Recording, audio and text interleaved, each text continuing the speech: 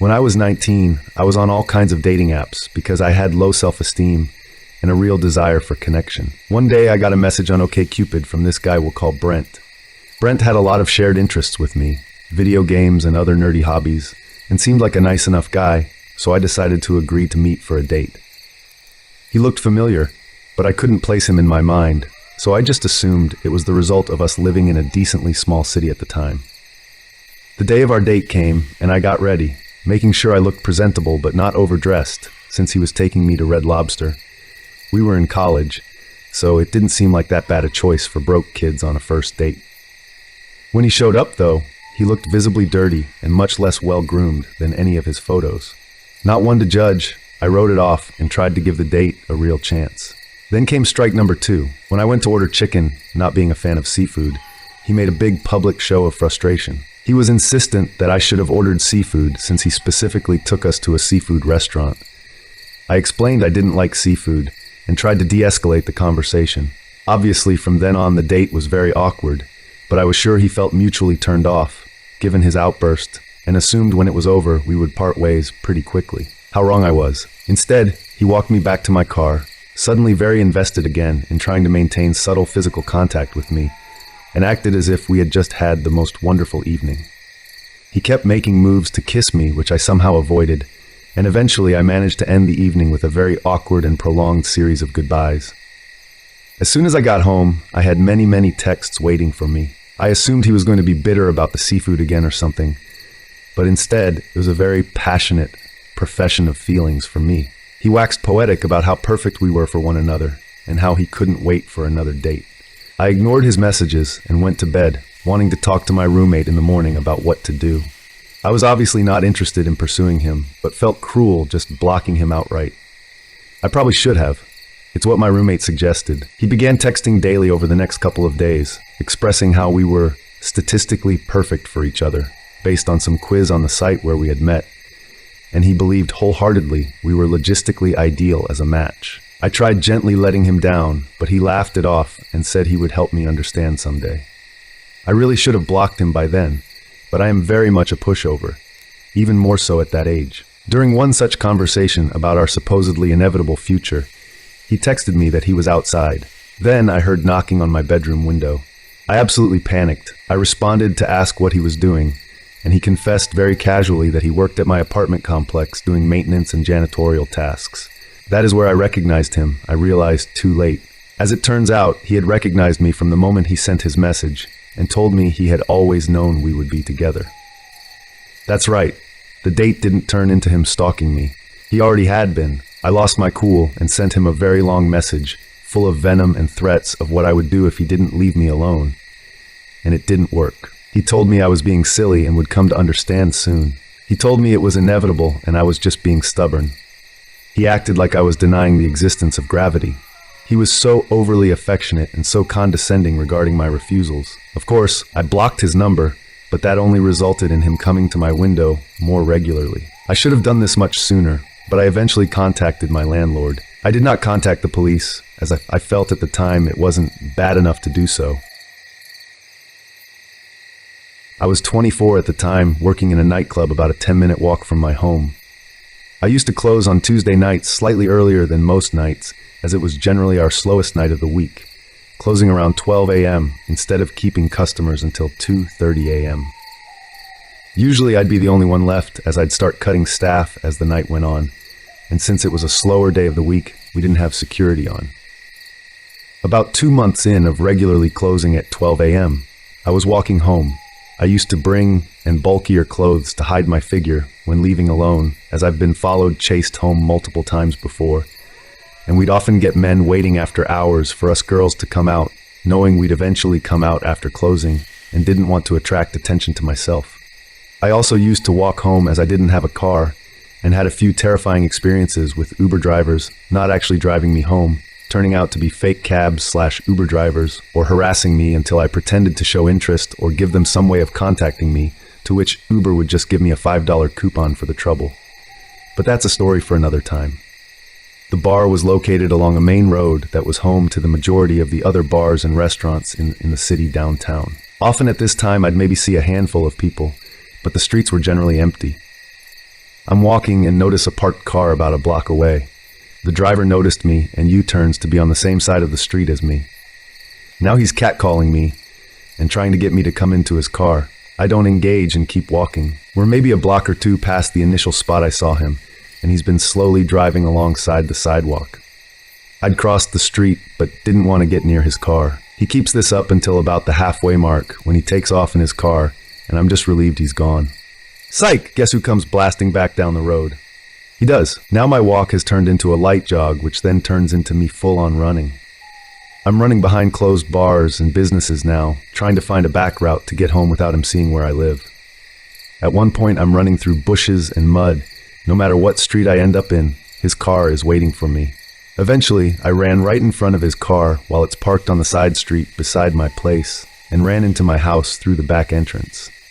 The back entrance is obscured by plenty of trees and cars, and the surrounding houses are multiple unit homes, so I was confident he didn't see what door I got in through. Fast forward to the following Tuesday, and I'm walking home. Guess whose car is parked at the halfway mark? This went on for the next 4 Tuesdays, except he started parking on the street in front of my house, until I begged my manager to take me off, closing that specific shift. The last time I saw him, one of the apartment buildings along the way had a few cop cars and cops standing around the entrance, and I stayed with them, which led him to drive off for the night. A week passes and I'm no longer on that shift. A coworker of mine sends me a news article via text. I open it and see that the man who's been following me was arrested for doing this to multiple girls in the city along the street my work was on, and that I lived on. He got caught because he'd followed a university student up to her house and wouldn't drive away. She called the cops and he was still there by the time they came to arrest him. He got out the next day, I believe, and was arrested a few more times and was put on restrictions. Couldn't be out of his parents' house between certain hours, unaccompanied by either parent, before he was deported. I've also heard he didn't actually get deported, but I moved away shortly after and didn't keep up with the news on him. They started innocently enough. "Don't forget your keys," said the first message, scrawled on a sticky note in loopy letters. It had been left on my fridge door. It immediately grabbed my attention because at the time I lived alone. I had no memory of writing it, and the handwriting didn't match mine or anyone I knew. I was slightly perturbed, but wasn't sure how to react. In the end, I just tossed the note and went to work. The second note came a few days later, left on my kitchen counter. The sticky note was pink this time, but still had the same distinctive loopy handwriting. "Make sure to pack lunch today." Again, I was unsettled. Now, any normal person might have reported this to the police, but during that time, I was going through a major depressive spell. I had moved to a new city, away from my friends and family, and had started a new job that I quickly realized I hated and didn't nearly pay enough. Home was lonely and work was soul-crushing. I had trouble getting out of bed each morning, let alone filing a report that I am sure the police would not take seriously. Even more stressed, I crumpled up the note. However, I ended up packing a small lunch for myself. Usually I didn't bother to put in the effort and just ate cafeteria food. But against my better judgment, I fulfilled the wishes of the note.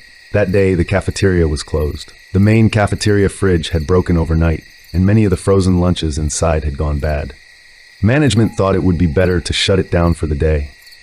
A feeling of unease settled in my stomach after learning the news. It was as if the note had predicted it. The notes continued throughout the following weeks.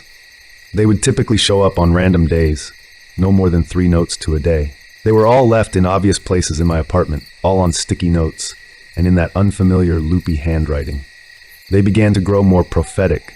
"Take I-80 today. There will be a bad accident on your way home. Janet is going to offer you some cookies at the office. Politely decline. They will give you food poisoning. Marie has been on a diet. Compliment her on her weight loss. She'll end up thinking well of you." Of course, I tested the notes to see if they were accurate. Every time I ignored their advice, whatever it warned against came true. One day a note said to pack an umbrella, and I purposely didn't. It was forecasted to be sunny that day, so any normal person wouldn't think to pack one, but sure enough I got soaked that evening walking to my car.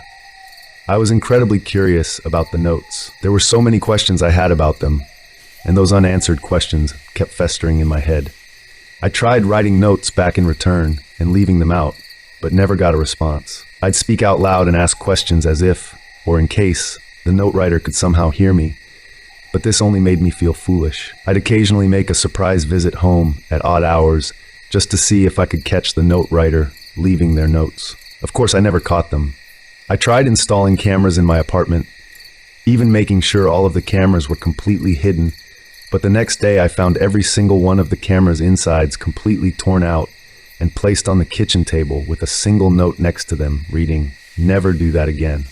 The notes stopped coming after that, which made me deeply regretful. I had grown accustomed to the notes. I had begun to rely on them even.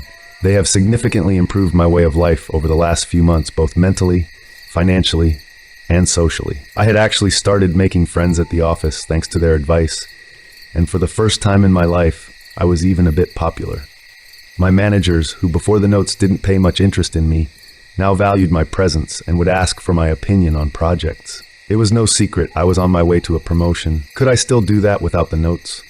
I also valued the notes as a friend, as weird as that sounds, or more like a guardian angel. Wherever they were from, they were always protecting me. Without them, the future was suddenly unknown, dangerous. Every time some mild annoyance popped up from that point, from bad traffic to stressful work situations, and even a minor paper cut, I thought about how this all probably could have been avoided if I still had the notes. The next week, a bright green sticky note appeared on my bathroom mirror. "Don't forget to call Mom today. It is her birthday." I nearly cried. I decided to sack my investigation and just accept things as they were. Slowly, the fog of my depressive spell began to lift, and I could feel myself returning to how I used to be. My confidence rose, and for the first time in a while, I felt in equilibrium with my life. I went out, cracked jokes, and even managed to clean up my apartment. I also managed to get a girlfriend somehow. Her name was Amanda. I met her at a pub when I was out with my buddies. The best part of all this is that for some reason, she seemed to actually be into me. She was gorgeous, way out of my league, really, with long auburn hair that reached down to her back with soft brown eyes. Her laugh was lovely, and the lemon-scented perfume she liked to wear was intoxicating. She was the type of girl you could chat with for hours and never run out of things to talk about. The relationship was still new, so I was trying not to plan our whole future together in my head, but she was so lovable it was hard not to. At some point, I briefly thought about telling her about the notes. I've always wanted to tell someone about it, but never really had anyone to tell up until now. I decided not to, however, afraid she might think I was crazy. There was no point so early in the relationship making her think I was a loon. Plus, I was afraid the notes might stop again. If whoever was leaving them clearly didn't want me looking into them, how would they react if I shared what was happening with somebody? So at the moment, I kept it to myself. Amanda had a hobby of cooking and had invited me to her house on Saturday for, in her words, the best fucking spaghetti you'll ever eat. I was pumped, since this was the first time I would actually visit her house. I was in a good mood that evening as I was getting ready for the date. I hummed to myself happily, thinking about how lovely this was going to be, and went downstairs to grab my keys. On the kitchen counter was a new hot pink sticky note. I picked it up instinctively. "Kill your girlfriend." My brain stopped for a moment. I read it once, twice, a third time, the words flashing in my brain but hitting an error every time. I set the note down and gulped, feeling nauseous. Anxiously, I went to my car and started driving. I tried not to think about the note, but the words kept circling in my mind. "Kill your girlfriend." The notes have never failed me before, and they were always in my best interest as far as I knew, which was admittedly not much. Maybe they were wrong this time. Maybe it wasn't meant to be taken literally. Kill could be a synonym for break up, right? My mind kept trying to make up poor excuses the whole way there. By the time I arrived, I was a sweaty mess and not a lick calmer. I pulled down my sun visor to check my face, and a bright green sticky note fluttered out.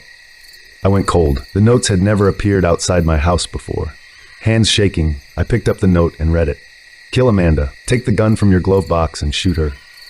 I looked at my glove box wide-eyed. I did indeed keep a handgun in my glove box for safety purposes. I wanted to puke, to believe this wasn't happening. Again, I ignored the note and walked up to Amanda's house, trying to shake the message from my mind. She answered the door almost immediately after I rang the doorbell. "Hey, what's up?" she said with a bright smile. But when she saw my face, the smile dropped. "You okay, Gary? What's wrong?" she said in concern. "Nothing." I lied, trying to force a smile. "Well, actually, I think I have a bit of a stomachache." Come in, she said, ushering me in. The inside of her house was cute and homely, and she fretted over me worriedly as she led me over to her kitchen table. She then took my hand and rubbed it comfortingly. If you're not feeling up to spaghetti, we can always have it another time. Don't worry about it. Do you want any antacids or something? I smiled. The way she was so concerned for me over a simple stomach ache made me fall in love with her all over again. My heart panged with both love and guilt. The aroma of cooked spaghetti was also extremely strong, and even though she said it was fine, I knew it would probably be a bummer for her to pack away all that spaghetti after just making it. I'm fine, sweetie. I probably have a stomach ache because I haven't eaten much today. I was looking forward to your spaghetti. Her smile returned again. I always loved how fast she smiled at things. Well then, Mr. Hungry, let me grab you a bowl. She left for the kitchen.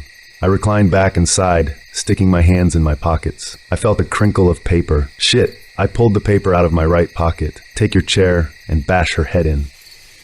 I had a hard time controlling my breathing as I stuffed the note back in my right pocket. I also felt paper in my left pocket, and against my mind screaming for me not to. I pulled it out, realizing that it was actually 2 notes crinked together. Shaquille, I unwrinkled the first note. Do not eat the spaghetti. Drugged? What's that, Gary? Asked Amanda behind me. I nearly jumped out of my skin. I stuffed the notes back in my left pocket. Oh, just some note from work I forgot was in my pocket is all, I said in a weird voice. She frowned. Looked like she wanted to say something, but then thought better of it. Here, babe, she said gently, handing me a bowl of spaghetti. It looked heavenly. I wanted to puke. She sat next to me with her own bowl.